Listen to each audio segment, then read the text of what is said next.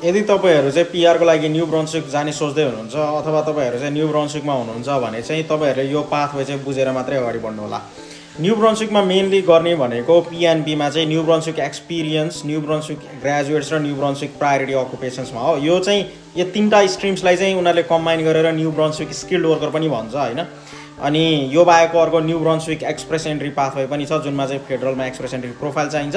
अब न्यू ब्रन्सविकको कुरा गर्ने हो भने न्यू ब्रन्सविकको आफ्नै छुट्टै पोइन्ट सिस्टम छ, त्यसमा तपाईँको 60 पोइन्ट्स चाहिन्छ अनि 6 महिना रेजिडेन्सी चाहिँ म्यान्डेटरी हो न्यू ब्रन्सविकमा पिएनपी एप्लाई गर्नलाई अथवा एआइपी एप्लाई गर्नलाई। अनि यिनीहरूको चाहिँ ड्र हुन्छ बेला बेलामा, ड्र हुँदाखेरि तपाईँको इन्भिटेसन आउँछ तपाईँलाई पिएनपी अर एआइपी एप्लाई गर्नको लागि।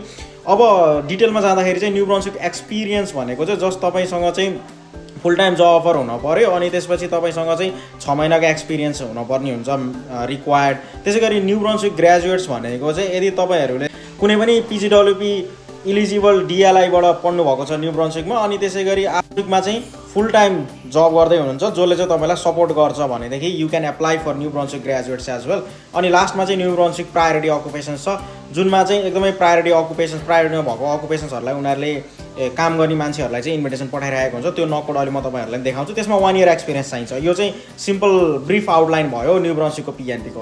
अब हेरौँ यिनीहरूले रिसेन्ट ड्रहरूमा कसलाई इन्भाइट गरिरहेको। स्किल्ड वर्करमा चाहिँ यिनीहरूले रिसेन्टली मार्च 3 देखि 6 मा ड्र गर्दाखेरि चाहिँ उनीहरूले चाहिँ ब्रन्सविक एक्सपिरियन्स र न्यू ब्रन्सविक ग्रेजुएट्सको स्ट्रिममा पर्नेहरूलाई चाहिँ इन्भिटेसन पठाएको थियो। त्यसमा चाहिँ आइटिएस 279 लाई पठाएको थियो भने अकुपेसन्सहरू चाहिँ हेल्थ केयर, कन्स्ट्रक्सन र एजुकेसन, त्यसै गरी प्रोफेसनल अकुपेसन्सहरूलाई चाहिँ यिनीहरूले इन्भिटेसन पठाएको थियो। त्यसै गरी express entry, New Brunswick express एन्ट्रीमा चाहिँ उनीहरूले चाहिँ सेम नक कोडमा चाहिँ इन्भिटेसन पठाएको थियो अनि त्यसमा आइटिए चाहिँ 29 थियो, कम थियो भनौँ। त्यसै गरी वेबसाइटमा नि क्लियरली लेखिरहेको छ एनएआइसिएस 72 जुन चाहिँ फुड एन्ड एकोमोडेसन सेक्टर हो, त्यो सेक्टरमा चाहिँ जसले काम गर्दै हुनुहुन्छ जुन नक कोड्सहरू लिस्टेड छ त्यसमा चाहिँ उनीहरूले इन्भिटेसन अहिले पठाइरहेको छैन। सो त्यो काममा काम गरेर काम छैन पिआरको लागि न्यू ब्रन्सविकमा हुनुहुन्छ भने।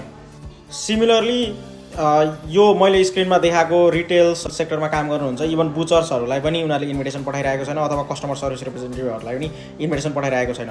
So at the end of the day कुरा कहाँ नै जान्छ भन्दा इन डिमान्ड नक कोडमा नै जान्छ जुन चाहिँ चाइल्ड केयर, हेल्थ केयर र कन्स्ट्रक्सनको जब्सहरू हो। All the best.